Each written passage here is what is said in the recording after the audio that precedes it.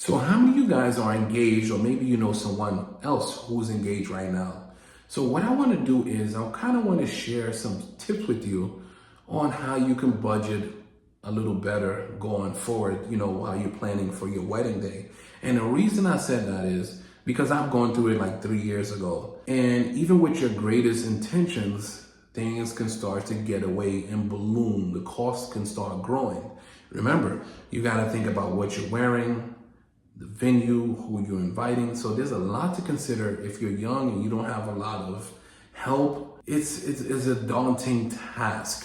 And so that's why I want to help you out a little bit. And let me give you an example of, kind of stick with your guns and don't go away from it. Here's my first example. Now, I always, for myself, had the idea when I get married that I was going to get my suit made abroad. And I'll tell you why. Here's what happened compared to what I always wanted. What happened to me was I wanted to do my own thing when it comes to getting my suit. I didn't want my now wife going with me. She wound up going to a place called Suit Supply with me. She kept asking me, yo, why don't we go over there? It's a place in Soho in Manhattan, but they have a lot of locations. Very nice place. They do suits, etc. She wanted to go with me. I was really against that, and I should have turned it down because I didn't go with her because I wanted that to be her special things. Ladies do the things with ladies. I don't know why she wanted to go with me. So anyway, we went one night to Suit Supply. The salesperson comes, get my measurements, telling me about materials, this, that, and other. And before I know it, I'm at the register paying like almost $1,200 for the tuxedo. I never wanted to do that. There's no ROI on that tuxedo. I don't want to hear that it's a one-time thing and this. What is the ROI? $1,200, you wear the tuxedo for maybe 3 hours and that's it? Never to wear it again? That's not what I wanted to do. What I always envisioned was I was gonna go abroad and get my suit made in like Thailand. How Dave, how did you get that in mind? So back in 2014, I was in Thailand with my boy, and around the corner from where we were staying, there was a suit shop on the corner. And that was their thing. They constantly try to get tourists to stop by and check it out. So one morning, we actually stopped there, and they took my boy's measurements. Not only do they make suits, they make shirts, everything custom to your size. One morning we go, they size them up. That night, the suit was done. And so he had to put it on again. They, checked it while the suit was on him and make slight alterations. And he was able to pick it up the next morning. All for like $100. Even if they talked them up, maybe let's say if they start at $150, I know he bought it for like around $100 for a fitted, customized suit that he picked out the materials and everything. So that always stuck with me. When I get married, I'm gonna do this. I'm gonna travel with some friends, so we enjoying ourselves in that manner, because some people have bachelor parties, but we could take a trip and I get a suit out of it. Even if I had to pay 3 times more than what my friend paid, 4 times more, even if I pay $400, it's better than the $1,200, and I get to have a trip, and it's something that we will remember forever. My bachelor trip, we went to Thailand and we had a good time, right?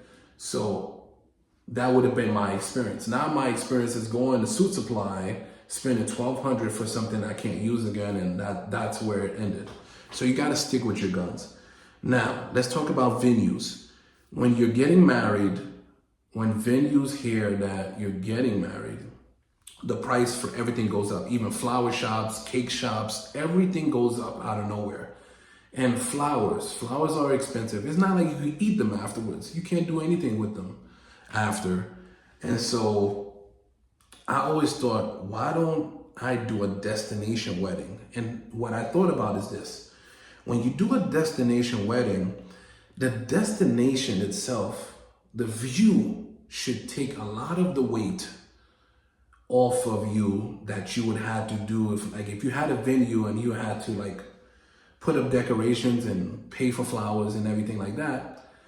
The destination wedding, you won't have to do that, because let's say you set up chairs in the altar kind of situation on the beach, and you're looking at the horizon and you're looking at the mountains and it's almost sunset and you got that view.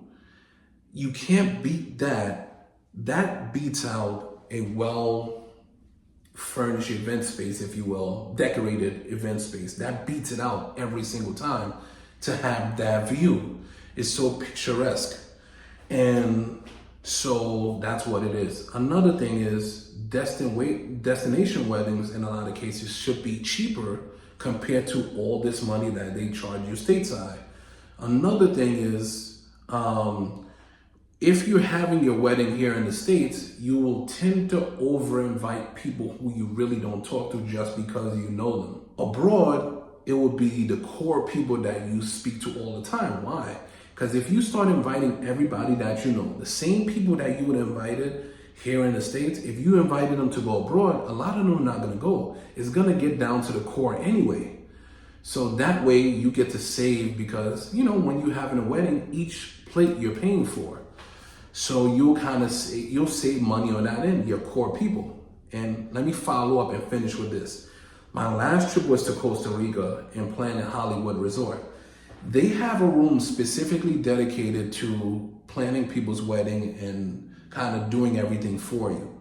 They have a $4,600 package, which includes the following: 30 guests, the cake, 3-hour,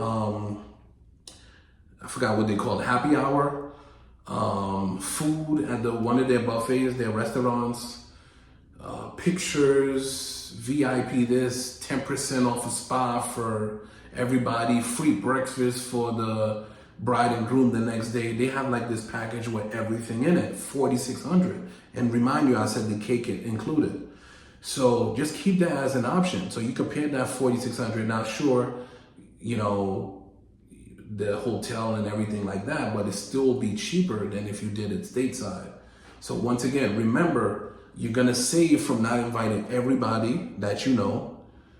The package itself is cheaper, and it's just gonna be overall good, because even with my destination wedding, the people that actually attended, that's a memory we're gonna have forever. Hey, remember when we went over here, and this is where we stayed, and we were in the pool, and this and that. When it's your wedding day and you're at a regular venue, that's not gonna really, unless something crazy happened, you won't have the same emotion towards it than if you went abroad and you were able to experience a different way. Because I got married in Haiti, and one of the highlights of my trip was the day before going to the Citadel. So the Citadel is the largest fortress on this side of the world. And so that I will always remember, compared to if we just had the one-day ceremony and that was it. And I was able to do that with not only myself, but friends and family came along. So that was great. So hopefully this made sense. Ask me any questions. And, you know, I know there might be something like, oh, what if I do it abroad? I don't know anybody over there. But do it smart. Do it like I said with Costa Rica. They have people that dedicated office where you could just call, pay for the package. It's official. You won't have to worry about food, cake, how this is gonna go from here to here. Somebody plans everything, and it's a package. The person who sets it up is one package, and that's it. All right, so that's a real saver. Let me know if this is something that you consider. Until next time, Dave During No Frontier, over and out. Peace.